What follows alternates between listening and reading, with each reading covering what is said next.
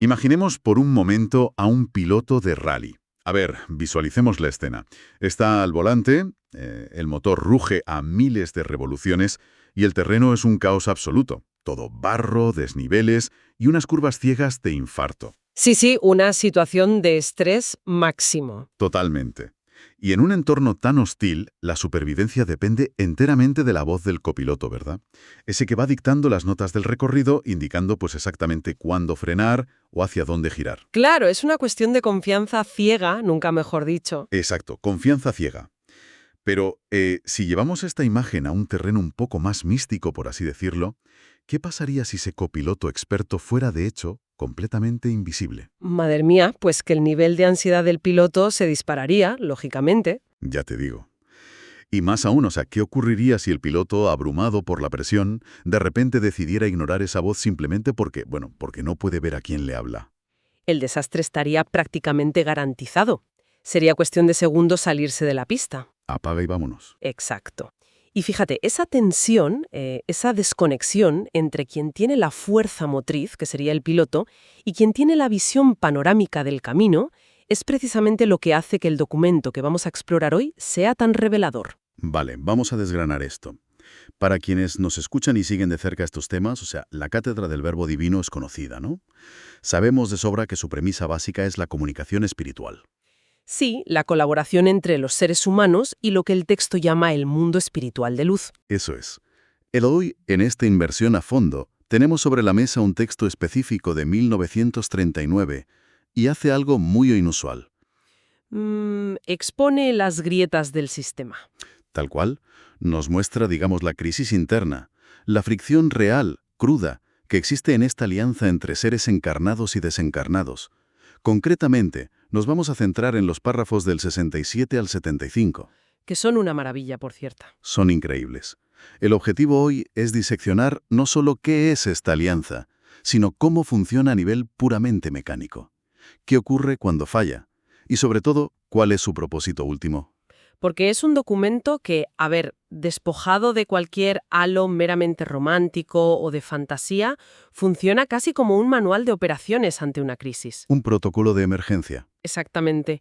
Nos revela una arquitectura de pensamiento donde el trabajo en equipo entre lo material y lo espiritual, pues no es un camino de rosas. Ni mucho menos. Es un esfuerzo constante lleno de estrategias de contingencia para mantener a flote una misión que trasciende a los propios individuos implicados. Pues vamos a meternos de lleno en esa crisis inicial. Porque claro, desde el primer minuto, el texto plantea un choque de realidades que resulta profundamente humano. Sí, es muy terrenal. Tenemos a estos dos grupos obligados a operar como una sola unidad. Por un lado, los guías, esos copilotos invisibles del mundo espiritual de luz. Ajá. Y por otro, lo que el documento llama las envolturas, o las materias. Que somos nosotros, los seres humanos, de carne y hueso. Exacto. Y lo primero que vemos en el texto, y esto es muy curioso, es literalmente a los espíritus presentando una especie de informe de situación al Maestro Divino. Un informe de rendimiento, casi. Sí, sí. Y resulta ser un informe bastante pesimista. Claro, porque plantean un problema gravísimo. A ver, los espíritus confiesan abiertamente que sus contrapartes humanas quieren tirar la toalla a mitad del camino por una profunda falta de fe. Y lo fascinante de esto es que señalan que los humanos dudan incluso después de haber presenciado lo que el texto denomina prodigios. Lo fascinante aquí es, precisamente, cómo el texto reconoce esa inmensa fragilidad en la condición humana. Claro, o sea, han visto evidencias clarísimas, cosas milagrosas de esta obra operando en el mundo material, y aún así la duda humana es tan aplastante que amenaza con paralizar toda la maquinaria. Totalmente. Porque el instinto inmediato de la materia humana es rendirse. Pues, para entender esa reacción, hay que situarla dentro del marco teológico de lo que el texto denomina el tercer tiempo. Vale, el tercer tiempo, clave aquí. Clavísimo. Para repasar brevemente el concepto, esta doctrina plantea que ya no estamos en una era donde la divinidad se manifiesta a través de un Mesías físico caminando por la tierra. Como en tiempos pasados. Exacto. No hay una figura material central a la que seguir físicamente. En este tercer tiempo, la comunicación y la obra divina dependen estrictamente de esta red de mentes humanas. Claro, son mediums al final. Sí, el espíritu necesita imperativamente al cuerpo físico, a la envoltura, para manifestarse en el plano material, de manera estructurada. no pueden hacerlo solos. Y claro, el peso de esa responsabilidad sobre la psique humana es colosal. Y es que es muchísima presión. O sea, el prodigio te sorprende, sí. Te da, digamos, un subidón de adrenalina espiritual tremendo en el momento. Total. Pero no te hace el trabajo sucio. No te mantiene la constancia un martes por la mañana cuando estás agotado, tienes que ir a trabajar y encima a cargar con el peso de la humanidad. Esa es la clave, fíjate. La naturaleza biológica y psicológica humana está muy condicionada por el desgaste, por el estrés del día a día, por el entorno material. Sí, la factura de la vida terrenal. Eso es. Un prodigio, por muy espectacular que sea, es un evento aislado. Cuando el impacto emocional de ese milagro se desvanece, ¿qué pasa? Que el individuo se queda a solas con el tremendo esfuerzo cognitivo y espiritual que requiere sostener esa fe a largo plazo. Y la materia se cansa. Claro que se cansa. De hecho, el escepticismo aquí funciona casi como un mecanismo de defensa del propio cerebro frente a lo incomprensible y frente a la carga de trabajo. Entonces, a ver, es una simbiosis que parece destinada al fracaso si depende únicamente de la voluntad humana. Sí, sería insostenible. Volviendo a nuestra metáfora, el piloto invisible necesita las alas del avión terrenal, pero el avión duda constantemente de si la aerodinámica existe. Muy buena forma de verlo, ¿sí? Y aquí es donde entra lo que podríamos considerar, para mí, el versículo ancla de toda esta dinámica. Está entre los párrafos 68 y 69, donde el maestro interviene con una promesa vital. Es un punto de inflexión brutal en el texto. Lo leo textualmente. Dice, yo os concederé gran potestad para que hagáis que estas envolturas se levanten y den cumplimiento a la misión. Esa promesa lo cambia todo. Cambia las reglas del juego por completo. Porque fíjate, ante la ineficiencia y la debilidad humana, la solución divina no es el reemplazo. No los despiden, claro. Exacto. Podrían decir, oye, estos humanos no sirven, vamos a buscar a otros más iluminados. Pero no. La solución es inyectar una autoridad extra, un poder divino adicional directamente a los guías espirituales. A los invisibles. Eso es. Pero, a ver, detengámonos un momento en ese concepto de potestad, porque suena fuerte. ¿Cómo opera esto en la práctica? O sea, no estamos hablando de que el espíritu posea al humano contra su voluntad y lo mueva como a una marioneta o algo así, ¿verdad? No, no, en absoluto. Nada de posesiones demoníacas de película. La potestad aquí no es anulación del individuo, es un sostenimiento. Sostenimiento, vale. Podríamos entenderlo como una inyección de claridad y de fuerza vibratoria. El guía espiritual recibe una capacidad amplificada, digamos, para infundir ánimo. Para animar a la tropa. Exacto, para enviar impresiones de certeza mucho más contundentes a la mente del medium, de la envoltura. Claro, como cuando te tomas un café cargado, pero a nivel espiritual. Algo así. Es una autoridad que permite al espíritu sostener el ánimo humano, casi como si le transfiriera energía vital directa en esos momentos críticos donde la materia amenaza con venirse abajo. ¿Vale? Y eso nos lleva directamente al cómo. Porque si ya sabemos que la parte humana flaquea y que la solución es otorgar esta potestad al mundo espiritual, la siguiente gran cuestión que plantea el texto es ¿cómo se materializa esa comunicación para que sea realmente efectiva? Ese es el paso lógico, claro. En los párrafos 70 y 72, el texto avanza hacia una solución táctica súper específica. Se trata de dotar al mensaje de una claridad absoluta. Sí. El maestro dice que reviste al mundo espiritual de sus galas divinas, ojo a la palabra, y les concede una manifestación más materializada. Ese término materializada encierra toda la paradoja y a la vez el genio del protocolo de comunicación que plantea este documento. Es que es muy fuerte esa palabra. El objetivo, como dice el texto, es que los espíritus puedan dar análisis correctos de la obra y despertar una fe sólida en un Dios único. Pero usar materializada es profundamente revelador. Es que, resulta un oxímoron brutal, ¿no te parece? Totalmente. Tienes un texto que insiste constantemente en cada página en elevar el espíritu por encima de los apegos terrenales, de lo físico, y de repente, ¡pum!, exige que la manifestación sea materializada. Sí, sí. Si el emisor es pura luz, pura energía sin forma física, ¿cómo logran materializarse sin hacerse de carne literalmente? Esto plantea una pregunta importante, sin duda. es una aparente contradicción, pero se resuelve si miramos cómo procesamos la información los seres humanos a nivel cognitivo. A ver, Cuando el texto exige una manifestación materializada, obviamente nos sugiere que el espíritu se vuelva un objeto tangible que puedas tocar en la habitación. claro, no aparece un señor de repente ahí sentado. Exacto. Se refiere a la estructuración de la idea, a la forma del mensaje. El mensaje espiritual en su origen, allá arriba, puede ser una verdad inefable, un concepto inmenso y abstractísimo. Algo imposible de describir. Eso es. Pero si llega a la mente humana de esa forma tan pura y desencarnada, el cerebro, que está cableado para entender causas, efectos y cosas materiales, pues lo desechará. Claro, pensará, vaya sueño más raro he tenido. Exactamente. Lo asimilará como una simple alucinación o un sentimiento vago, difuso. O sea, necesita un formato compatible. Creo que, a ver, una buena forma de visualizar este mecanismo es pensar en un prisma de cristal. Me gusta. La luz pura del espíritu es demasiado brillante o demasiado abstracta para que podamos ver todos sus matices a simple vista. Nos ciega, Nos sobrepasa. claro. Entonces el humano, o lo que el texto llama en el párrafo 72 el cuerpo de la media unidad, actúa precisamente como ese prisma. Su función es refractar esa luz espiritual y descomponerla en colores. Sí, traducirla. Eso es, descomponerla en palabras, conceptos y estructuras lógicas que nuestro cerebro terrenal puede procesar y asimilar sin cortocircuitarse en el intento. Es una analogía muy precisa para entender esta mecánica. Y para que ese prisma funcione, digamos, sin distorsionar la luz original, el texto introduce una instrucción técnica muy clara. Sobre el estado de trance. Sí, sobre el momento del éxtasis. Aclara que, durante ese estado, quienes realmente dan testimonio y formulan el mensaje son los siervos espirituales.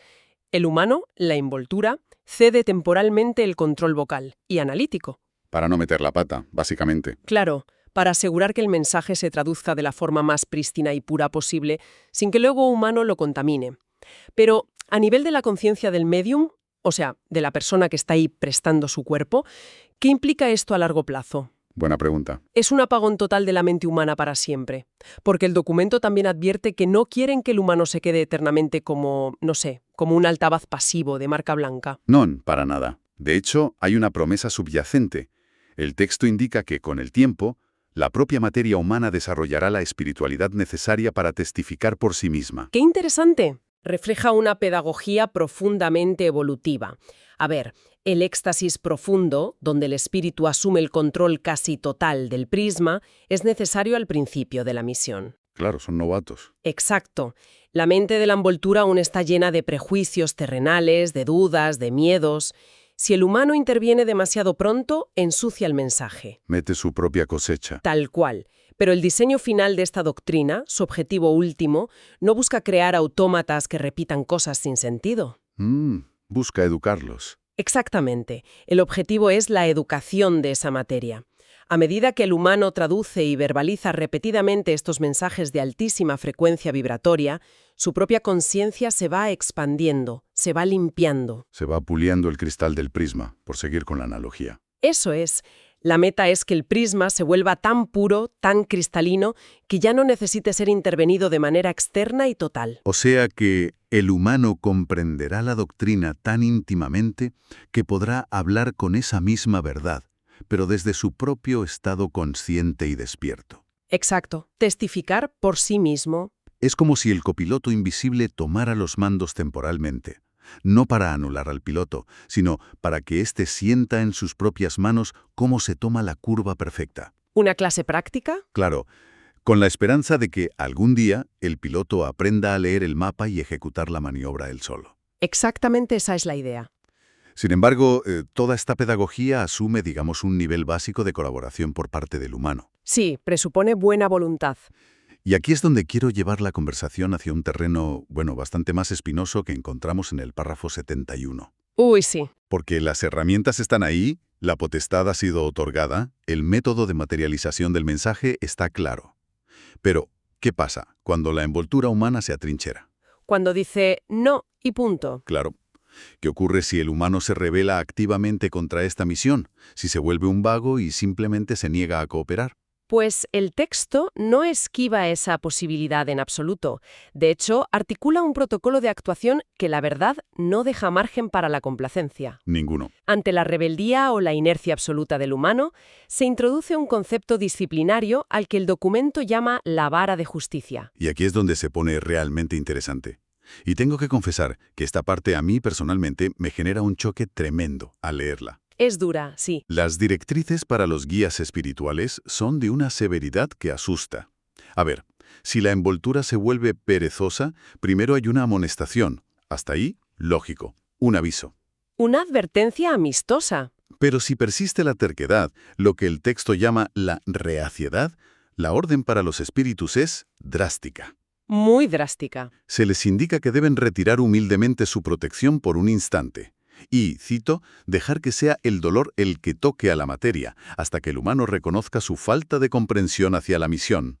La formulación es innegablemente dura, sí. Impacta leerlo. Quiero empujar un poco este argumento porque me cuesta reconciliarlo. Estamos hablando del mundo espiritual de luz. Ajá. Se supone que son entidades elevadísimas que operan desde un amor perfecto, ¿no? Desde una comprensión superior. Así es la teoría. Pero su táctica de emergencia, su, digamos, último recurso para salvar la misión, es infligir dolor deliberado. Bueno, maticemos eso. O sea, retirarse conscientemente para dejar que el humano sufra. A ver, ¿no cruza esto la línea hacia, no sé, la manipulación psicológica o, peor aún, hacia un castigo vengativo que contradice toda esa supuesta elevación espiritual? Entiendo perfectamente la fricción moral que genera esta instrucción, de verdad. Desde una óptica terrenal, humana, asociamos el amor incondicional con la protección infinita, con ser un escudo perpetuo contra el sufrimiento de nuestros seres queridos. Claro, proteger a toda costa. Pero si conectamos esto con el panorama general y analizamos la arquitectura filosófica de este texto, la vara de justicia opera bajo un paradigma completamente distinto. ¿Cuál sería? El del libre albedrío radical y la ley de consecuencias. A ver. Explícame cómo retirar la red de seguridad y dejar que alguien caiga en picado es una muestra de respeto al libre albedrío. Pues porque forzar la voluntad de la envoltura humana violaría la regla fundamental de esta doctrina y de la creación misma en este contexto. Vale. El espíritu no puede obligar a la materia a actuar bien o a cumplir su misión mediante coerción constante. Si el humano, en su infinita terquedad, decide que no quiere la guía, que no valora esa conexión invisible que tiene... Sí, el que pasa olímpicamente del tema. Exacto, pues el guía espiritual no puede imponer su presencia a la fuerza. Al retirar la protección, y ojo a la palabra, humildemente, como dice el texto... Sí, esa palabra es clave ahí. Es muy clave. El espíritu simplemente está acatando la decisión del humano. Le está diciendo, vale, de acuerdo, quieres experimentar el mundo material solo, a tu manera y bajo tus propias fuerzas. Te concedo ese espacio. O sea, visto así, no es que el espíritu envíe, digamos, un rayo castigador desde el cielo para hacerle daño a la persona. No, para nada. No inflige el dolor activamente. Es que el simple hecho de quitar ese escudo espiritual, esa potestad, expone al humano a la crudeza natural de un mundo físico que es, por definición, caótico, frío y doloroso. Exactamente. El dolor no es un castigo fabricado en un laboratorio espiritual. Es sencillamente el estado por defecto de una humanidad desconectada de su esencia. ¡Qué fuerte! Al experimentar el contraste absoluto entre, por un lado, estar sostenido por esa potestad divina y, por otro, estar de repente completamente solo a la intemperie, se genera una crisis brutal en el individuo. Una cura de humildad rápida. Y en este marco doctrinal, la crisis es la herramienta clínica definitiva. El electroshock. Sí, el vacío existencial, ese choque con la realidad de cemento sin los amortiguadores espirituales, es lo que obliga al ser humano a despertar sí o sí. Claro, y es un dolor que está milimetrado, por así decirlo. El texto especifica muy bien que esta retirada es, cito, por un instante, y dura solo hasta que reconozcan su falta de comprensión. Exacto, no se regodean en el sufrimiento. No buscan destruir al humano ni volverlo loco, buscan provocar un reseteo del sistema. Es como reiniciar un ordenador cortándole la corriente de golpe, tirando del cable, porque se ha quedado completamente bloqueado la pantalla. Es una medida extrema. Es brusca, sí, puede dañar algún archivo, pero a veces es la única manera de que el sistema vuelva a cargar correctamente desde cero. Y fíjate, el detalle que mencionábamos de que los espíritus deben hacerlo humildemente desmonta por completo esa idea de la venganza o del rencor. Claro, no hay ego. Cero ego. No hay un ego espiritual mirando desde arriba con los brazos cruzados diciendo, «Ajá, te lo advertí, ahora sufre». Ya veo. Es un acto de retiro que es doloroso también para el guía, fíjate.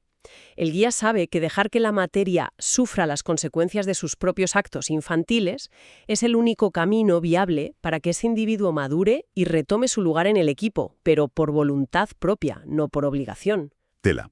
Lo cual nos empuja irremediablemente hacia la última gran pieza de este rompecabezas, ya entrando en los párrafos del 73 al 75. El propósito de todo esto. Claro, hemos diseccionado las fricciones internas, la mecánica de esa comunicación materializada tan compleja, y este protocolo severísimo de la vara de justicia. Ajá. Y uno piensa, semejante nivel de exigencia, de tensión, de esfuerzo coordinado a un nivel tan extremo entre el cielo y la tierra, tiene que responder a un propósito gigantesco, monumental. Desde luego. No se moviliza toda esta maquinaria milenaria simplemente para que un grupito reducido de elegidos tenga experiencias místicas muy interesantes sentados en el salón de su casa los domingos. No. Ojalá, seríamos fácil.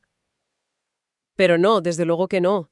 Si este sistema hipercomplejo se concibiera solo para el crecimiento personal y exclusivo de los individuos que participan en él, Sería absurdo. sería un esfuerzo desproporcionado, ineficiente y muy egoísta. El objetivo supremo, el núcleo ético de toda esta arquitectura que describe el texto, se enfoca única y exclusivamente hacia afuera, Hacia los demás. hacia los que no están en ese grupo. Los últimos tramos de este documento revelan de forma cristalina que el propósito final de esta alianza, con todo lo que conlleva, es la intercesión absoluta por el resto de la humanidad. Porque la radiografía que hace el texto sobre el estado del mundo exterior, tela también, no deja lugar a mucho optimismo que digamos. Es muy cruda. Describe a una humanidad sumida en la ingratitud, plagada de debilidad en sus propósitos y profundamente, pero profundamente confundida. Perdida en la materialidad. Eso es. Y ante ese panorama tan desolador, la exigencia para este equipo, para esta unión indisoluble de espíritus de luz y vasos humanos, es erigirse como el gran intercesor. Se les exige unirse en espíritu, alma y materia para convertirse en algo muy específico, lo que el texto denomina el cimiento de la fe. Y esa expresión, cimiento de la fe, lo cambia todo. Le da un giro de 180 grados. A ver, explícame eso. Ser un cimiento implica ir bajo tierra. Implica no ser visto, no llevarse el aplauso y soportar en silencio el tremendo peso de todo un edificio enorme para que no colapse y no aplaste a los que viven dentro. Ostras. Esto demuestra que la espiritualidad que promulga este documento está en las mismísimas antípodas de ser un club privado o una élite. Sí, nada de superioridad moral. Exacto. No se trata de aislarse del mundo sucio para mantener una supuesta pureza espiritual intocable, ni de regodearse en la exclusividad de tener guías espirituales y ver prodigios. Es un servicio de emergencias. Totalmente. Un equipo de rescate de primera línea. Entonces, ¿qué significa todo esto? Pues que la responsabilidad que les echan encima a estas personas es aplastante, es titánica. Asumir el dolor ajeno. Literalmente. La instrucción es que deben velar y orar para que la fe, que parece haberse extinguido completamente en el exterior, logre regresar de alguna forma a los corazones humanos. Les están diciendo, oye, que todo ese entrenamiento durísimo que habéis pasado, toda esa potestad que hemos inyectado, todos esos prodigios... No son para vosotros. Exacto. No son vuestros. Son herramientas puramente utilitarias. Se les entrena bajo una disciplina casi espartana, sugiriendo la vara de justicia si hace falta, para que sean capaces de cargar sobre sus frágiles hombros el peso emocional y espiritual de una sociedad entera que está completamente a la deriva. Y eso requiere un nivel de altruismo radical, o sea, fuera de serie. En la práctica real, interceder de esta manera significa poner tu energía vital, tu escaso tiempo y tu conexión espiritual pura al servicio constante de quienes no tienen ni la fuerza, ni las ganas, ni la claridad mental para hacerlo por sí mismos. Son muletas para los demás. Exacto. Significa que cuando la envoltura humana está exhausta, y lo estará, no tiene el lujo de rendirse, porque su abandono no solo la afecta a ella, implicaría dejar caer, dejar sin sostén a todas esas personas que dependen indirectamente de esa conexión que mantienen como cimiento. Es un acto de caridad a gran escala y anónimo, además. Sí, silencioso. Lo que, fíjate, le da un sentido totalmente distinto a la crisis inicial con la que empezábamos. Ahora entiendo perfectamente por qué los espíritus estaban tan preocupados en su informe cuando veían que los humanos querían rendirse a las primeras de cambio. Claro. ¿Y por qué el maestro decide inyectar tanta potestad de golpe?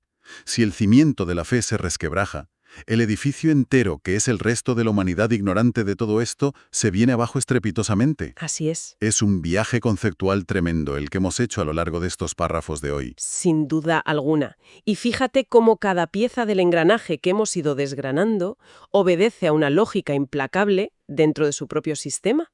No sobra nada. Todo encaja. Empezamos viendo la debilidad natural y comprensible de la materia humana. Cómo el diseño responde inyectando esa potestad extra al espíritu para que soporte. Sí. Cómo se estructura la comunicación a través de un trance temporal materializado para que el mensaje llegue sin la más mínima distorsión egoica. El prisma. Exacto. Y cómo, finalmente, se establece una disciplina inquebrantable y dolorosa mediante la vara de justicia.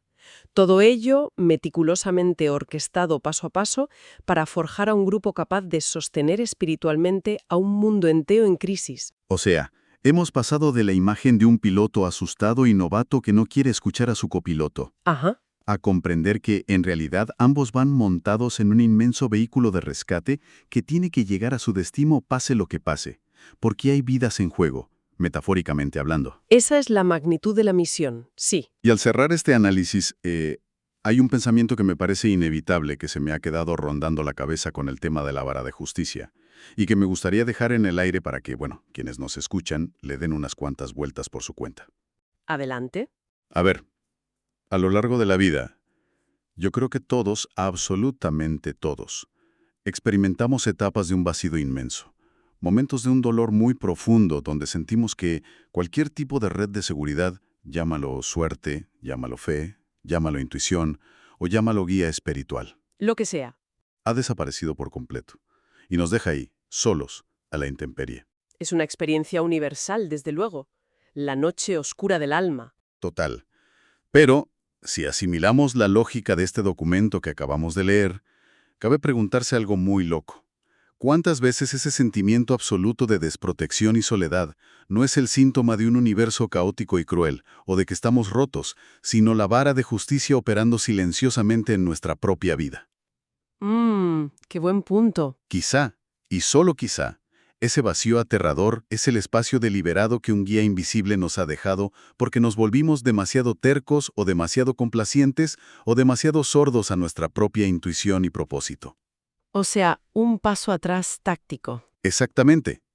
Un paso atrás táctico de nuestro copiloto, dándonos el susto de nuestra vida, el vértigo de caer, para que por puro instinto de supervivencia moral, volvamos a agarrar el volante con fuerza y recordemos de una vez por todas que vinimos a hacer esta pista de rally. Uf, qué reflexión más potente. Ahí queda eso para la reflexión personal. Ha sido un recorrido intenso y fascinante hoy. Muchísimas gracias por acompañarnos en esta inversión profunda. Nos escuchamos en la próxima.